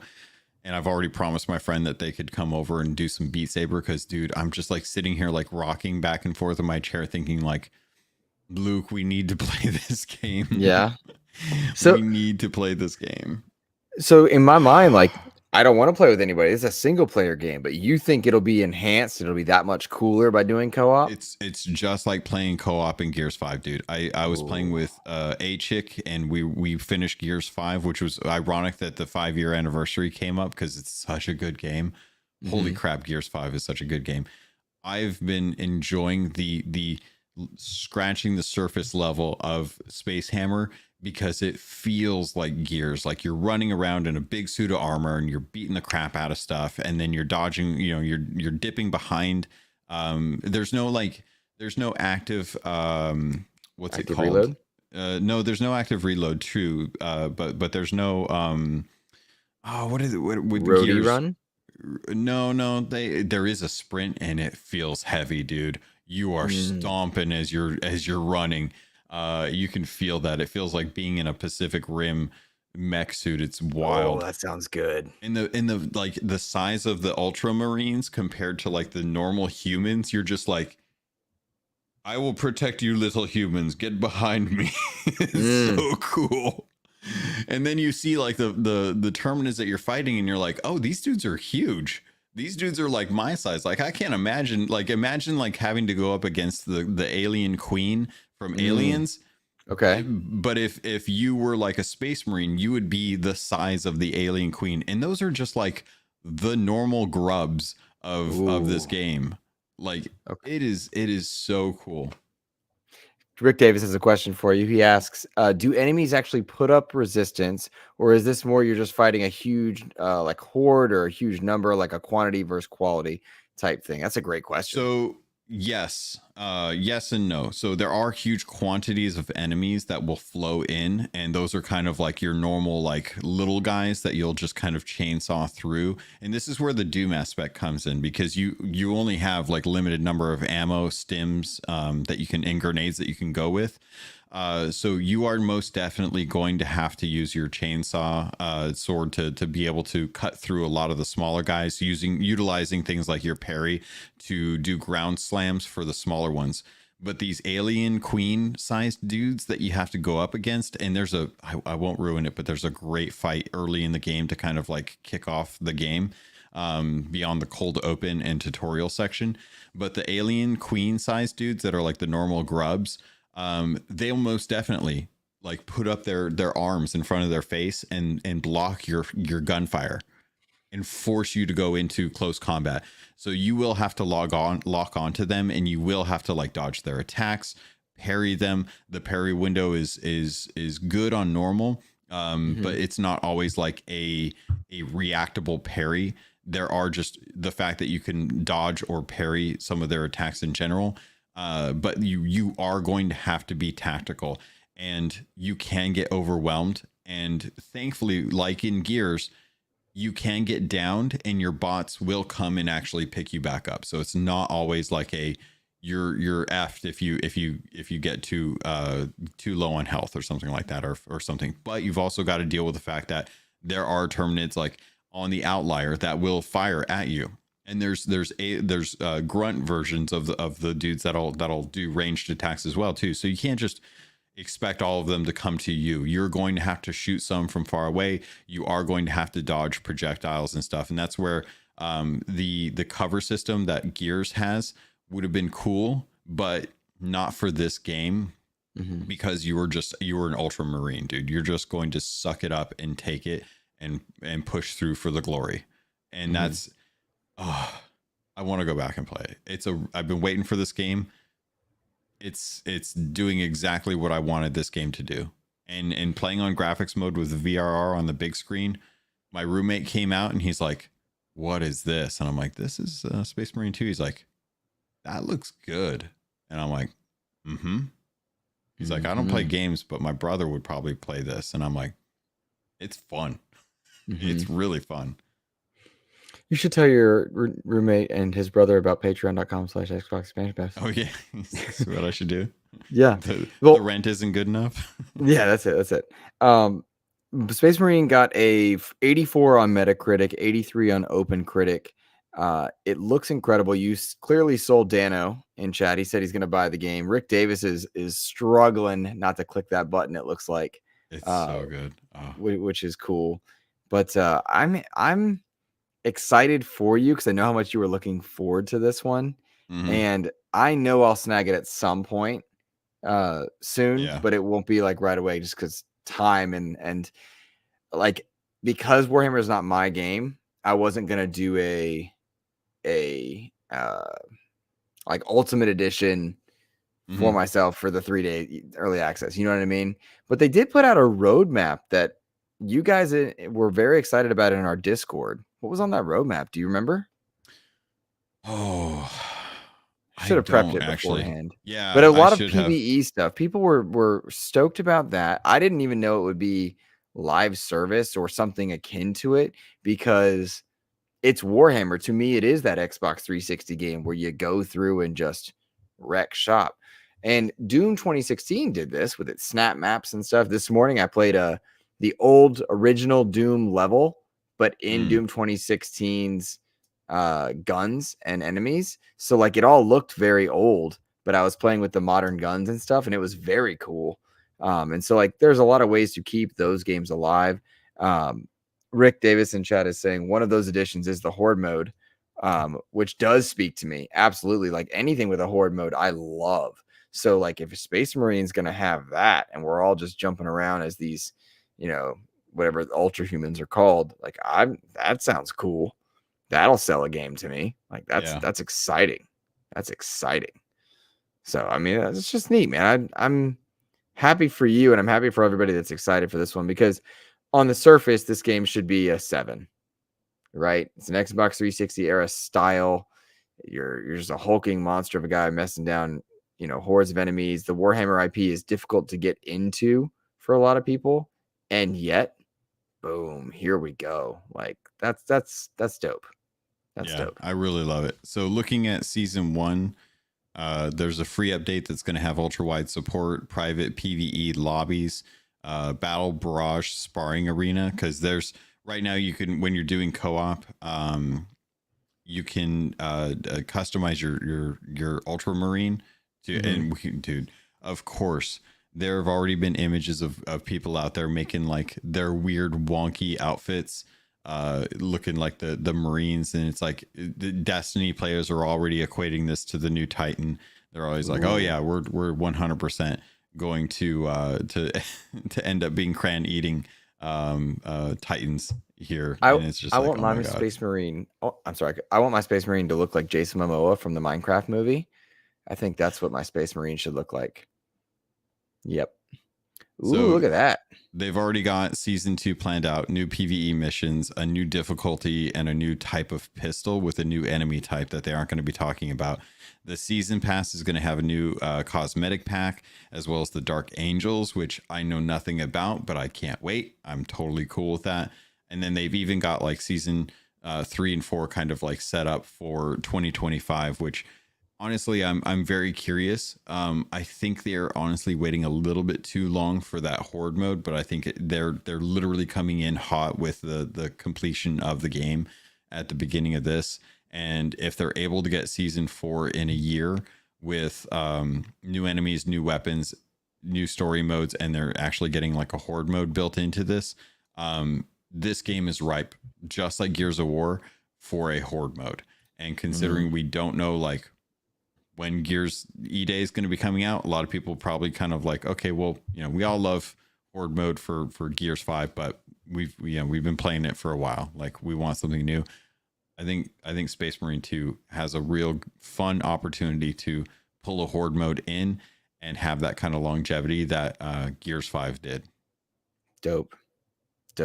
And props to you for on the production side for pulling that up, because I get scared from that. Let's see here. We do have one listener question that I'd like us to get to about spooky games. This one comes from Chipotle Bear, who would like to know our favorite games to play during October or spooky season. Well, in my house, spooky season hath begun, which I'm stoked for. And I love this answer, except that I'm running out of games that appeal to me in the spooky genre, because I guess I'm a certain type. Like, my favorite spooky movies are like ghost ones. I don't enjoy gore porn. I don't enjoy hyperviolence or like realistic. So like The Strangers is not fun. Hostel is not fun. But I love it. I love The Others, which is that old one with like Nicole Kidman. Ghost and spooky. I don't like gore porn, violent type stuff. We just watched Evil Dead Rise. Not good. Really highly rated. Got it on sale. I was like, this sucks. So I have some in my mind that I would love to spotlight, but then you tell me. Okay. One of them I'll say is Pumpkin Jack. Have you ever played Pumpkin Jack? No, but I know which one you're talking about, because I remember you were very happy about playing it. Was it last year? You were talking about 2 or 3 years ago. It was 2 years ago. Yeah, everyone needed to play Pumpkin Jack. Yeah, because it's a spooky game, Halloween aesthetic, exciting because it's like right there, but it's just a PS2 era type game. So you just get to immerse yourself in Halloween and play Halloween type stuff, but it's PS2 type gameplay. And I liked that a lot because it was simple, it was fun, and Halloween goodness. Because like in Fortnite and COD, like during spooky season, I play as the Pumpkinhead guy. And I like that because I like Pumpkinhead guy. So that's one of mine. What's one of yours? I always look forward to I want to. I'm probably going to be doing this. I don't know. I'm so bad when it comes to spooky games, but I want to jump into Dead by Daylights, because they have a new Castlevania tie-in with Alucard and Dracula like floats around and can like grab you and drink you if you're one of the victims, and it's just like, dude, that's so cool. What's the monetization of that? Like, is it a free-to-play game? No, it's 20 or $30 for Dead by Daylight, but the packs in there are just like, you buy the costume or you buy the character, and that's it. You just get access to the character and stuff, and it's crossplay. So it's just one of those, like, you buy the villains or the evil people that you want, or they have like their own little currency system built into there. But it's one of those, just like, you buy who you want. So if you want Tomb Raider, you can go get Tomb Raider. If you want Nicolas Cage, you can get Nicolas Cage. If you want Alucard or Dracula, you just buy those and you just get access to them. If you can convince Suddy and Kev, like I'm in, because I love Halloween and spooky, and like why not start now? Like I would do that because I love some of the franchises that are on display, and I would do that. I'd spend money in that realm. Dead But by you got to Daylight convince is them. yeah, I know. It's one of those like, and then of all the asymmetrical spooky games, I will say that Dead by Daylight has stood the test of time. Like it's not going to be like Ghostbusters or Texas Chainsaw Massacre or Predator. Like the Dead by Daylight is kind of the staple. It is the World of Warcraft of asymmetrical games. So I do think that is something that we probably could get them into, but it really kind of depends on timing and Kev and stuff. Because at the moment, like obviously the go-to for us is usually Call of Duty or Fortnite. Those are like the main ones. We haven't even done like Sea of Thieves or Halo recently at all. Yeah, so it's true. It's going to be convincing those guys to do something other than Call of Duty or Fortnite right now, because honestly, Fortnite's free and Call of Duty's on Game Pass, and it's a hard sell to get anything else. Yep. Dano in chat, Costume Quest 2, Rick in chat, Evil West, and Alan Wake 2. I'll jump in on the Alan Wake love. I think Alan Wake 1 is actually spookier than Alan Wake 2. Alan Wake 2 is more weird than spooky for me, but yeah, great option, especially in the modern times. Dano saying Phasmophobia, which is great. One of the ones that A-Chick and I are probably going to be jumping into because we both love kind of like haunted house, poltergeist kind of stuff. And that's one that it's jump scares, but I want to jump in with her to actually like play that one as well too, because there's a bunch. There's like Demonologist or Demonology, and then Phasmophobia.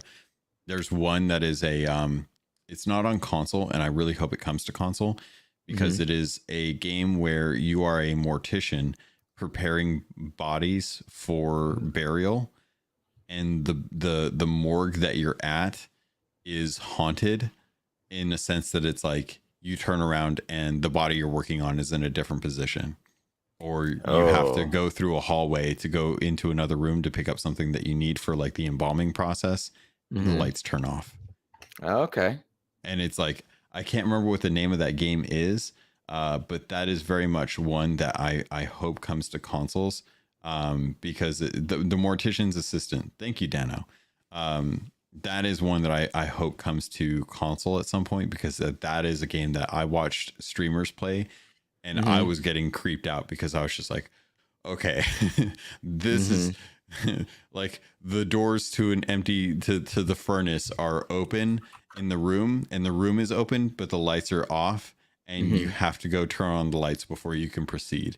And it's like forcing you to go do that stuff, because it's just like, I don't want to do it.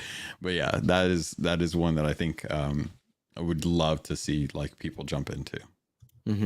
Okay. Let's see. People, one Dano said one of mine, Left 4 Dead. I love Left 4 Dead. Left 4 Dead 1 is actually to me spookier because the crying that the witch does to me is so spooky. I love that.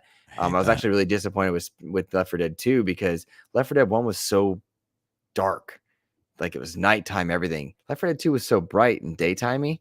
I didn't like that as much. But Left 4 Dead is a great option. Of course, Back 4 Blood and World War Z are both good options in that realm as well. I will tell everybody that the scariest game I've ever played was Resident Evil 7. And unless you're in a vibe. But I will counter that by saying you should play Resident Evil 8. Like, I have it. You should play it. Like you will be fine. I have played some of it. You will be fine. It's great. It's fun. You don't need to worry about like getting jump scared regularly. It's not a scary game. The last quarter is Call of Duty. Like, it's very strange. What's funny is I've played through that game, if you consider watching 4 people play through it on stream. Like, I know everything about that game. Yeah, play that having game. never gone through all of it myself. Like, I've literally watched people 0 to 100 that game multiple times. Dead by Daylight is on Game Pass. Side note. I didn't realize that. It's on Game Pass. Because I looked it up to see the price. It's on Game Pass, so you'll get a discount. You'll be able to pay for the Castlevania stuff for less than $8. I'm looking in because I love spooky. Halloween is in there. Oh, Michael Myers is in there. There's a lot of Resident Evil. There's Chucky, Leatherface. If you, I don't know why, but I was going through the COD skins, and shout out to COD for having Minecraft skins in there without it being Minecraft. But I was looking at what was it? The skins that they have in there right now. Call of Duty already has like some serious Halloween spooky vampire skins in there that I was just like, I saw, dude. This is like the strain level vampire that I'm like down for, because I legit just booted up the first season of Strain the other day because I was like, I'm getting in the mood. I don't care. I can't watch the movies because I've already got like dates planned out to watch the scary movies. So like that's already like I've got that. So I was like, I still want to like watch something Halloweeny without like imposing on the date nights. So I kicked up the Strain. Dude, the vampires in that series, that franchise, the books are really good, but the series still does a pretty good job of catering to that. But man, the Strain has there's a skin in Call of Duty that reminds me of the vampires in Strain. Definitely worth checking out if you like the spooky stuff. I saw that skin when I was checking out the Black Ops 6 beta because I looked at the store like just by reflex. I want that skin. I want us to play Call of Duty again, but I don't want to play Black Ops 6. Or pay money, I should say. Let me back that up. I don't want to pay money for new skins that won't transfer. So it's like, all right, because like I love me a good Halloween skin. Yeah. And it's not going to transfer. And we put a lot of money into COD. Yeah. We've been given a lot of money by the developers too, like for promotions. They've been really nice and supporting. They've been wonderfully supportive of us. But like I've put quite a couple $100 on that. Yeah. They say that $253 is the average hobby spender for a year for their hobbies, and I'm like, hobby or game? Because damn it. Yeah, I don't know. And I'll tell you what, man, when inevitably a Doom guy skin shows up in Black Ops 6, I'm there. I'm shocked it didn't happen in Modern Warfare 3, but I want it. Like yes. Yeah. One other spooky thing I wanted to point out was already pointed out in our chat. Also, the Dead Space remake is great. The Resident Evil remakes are great for that one. I want something that's Halloween-y spooky, but there's just not a lot of Halloween games. Now that new Michael Myers. Okay, stick with me. Not live servicey. I mean, like, because Sea of Thieves has great cosmetics, just like COD and Fortnite. But that new Michael Myers Ash of the Evil Dead game, that's like side-scrolly Super Nintendo style, but you're playing as Michael Myers. Really? Oh, dude, look it up right now. About this. Okay, look up Halloween game or Halloween and Ash vs. Evil Dead side scroller. It's coming out this year. It looks amazing. I'm so excited for it. I like that's a buy on day one for me in a heartbeat. A buy on day one. I don't even know who's doing PR. I'm not requesting it. I'm just buying it because I want more Halloween games. I love Halloween. I love spooky. It's fun. And the problem with like some games like Dead Space and like Alien Isolation and stuff is like, if it's sci-fi, does that feel spooky? You can get scared, but is it spooky? I don't know. The fact that we never got a game that was based around the idea of Event Horizon that I know of is criminal to me, because you talk about sci-fi and horror. Event Horizon is sci-fi horror to its best. Like it is up there with Alien for me. And the fact that we've never had like any games try and capitalize on that IP is wild. It's like everyone forgot that was like Sam Neill's standout performance as a villain in a movie. And it's like, what the hell are we doing? Come on. Yeah. Literally, what the hell? Did you find the name of that game? Or did you see it? I'm seeing stuff for it, and it looks like Halloween and Ash versus Evil Dead, like retro. Like I'm trying to find videos or like, and it's like very interesting to me. I'm there for it. Is it done by Way Forward? I think that sounds right. Okay, I'm gonna take a quick look and see if this is actually that's it. This October. Okay, hold on. Let me see if I can grab this. Let's grab. Lords of the Fallen has a good horror aesthetic. You're right, Rick Davis. It does. So once you look that one up, Logan, I think that'll be a good time for us to wind down. And Juan. while you're looking, I will say thank you so much. I think we went over 30 concurrents for a good while today. Right now, we've got just under 20 likes on my screen. So I appreciate you all for being here. If you're supporting us over on patreon.com/Xbox Expansion Pass, or you've ever dropped a super chat, shared the show out, you've become a channel member, you really are amazing. And we thank you so much. So thank you guys. Thank you guys. Yeah, you're showing the trailer now. Good. I hope this doesn't demonetize us, will it? It won't, right? No, I took the audio off because Okay, it cool, does cool, have like the Halloween music in there. So I just kind of Gotcha. took it off, so that shouldn't be playing through. Gotcha. But I love it. This is like in a heartbeat because it's Halloween, but like I'm not like terrified the whole time, and I can just enjoy the Halloween vibes. Yeah. So I'm excited for that. I'm excited for that. So. I like that they've got that kind of like they know what their audience is. That's one of the things about, I think, like a lot of the indie games that we're seeing, and Way Forward is the one that's working on this one, and they understand how to do side scroll platformer games. Like they are they've been doing Shantae and the Shantae games forever. It's just they're great. They know exactly what they should be doing for this kind of stuff. So October 18th for that. Looking should be sooner. You should have the whole month of October. Yeah, but I don't disagree. Who am I to say? So yeah, groovy, says Dano. Dope. Alrighty, Logan, would you mind letting the good and fine, amazing people that support our show know where they can find you and what you might have coming up on Keelhauled? Yeah, we got a ton of lore in Sea of Thieves through Twitter. There's also a lot of discourse going on right now about harassment and cheaters in Sea of Thieves.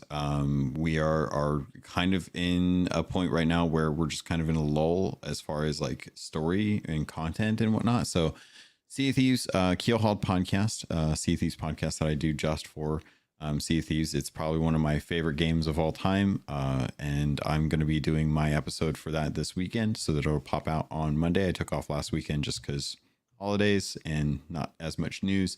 So looking forward to getting back in the saddle and getting an episode out this week. So keep an eye out for that if you want to have some more supplemental content to listen to. If you're not a Sea of Thieves fan, always a good opportunity. It's a great game, and it's a lot of fun to bring folks in who like adventure, who like PvE, who like PvP, and work with other crews, especially if you like team-based games and stuff. This is a unique experience. So keep an eye out for Keelhauled. Otherwise, I'm going to be in the Discord for XEP, as always, just kind of chatting when I can, seeing what everyone's kind of keeping up with and stuff, especially like the Patreon made content. Always great to see our friends putting out content of their own and giving me something to actually listen to when I'm out there looking for content to enjoy and well. So outside of that, on social media, CAPT_LOGUN.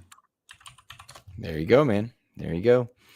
You can find me on socials at InsipidGhost, Threads, Twitter, and the like. I will point you back to Logan's Creatures of Ava review if you haven't checked that out. Did a great job on that. We also have a review up for the JRPG Keylocker. If you're interested in that, that'll be out. The interview, is out now. The game comes out very soon. I think it's 2 weeks from now. So you can kind of get a jump start on coverage if you're interested in that. Beyond that, guys, I just thank you all for listening to XEP. I hope you have a fantastic rest of your week. Take care.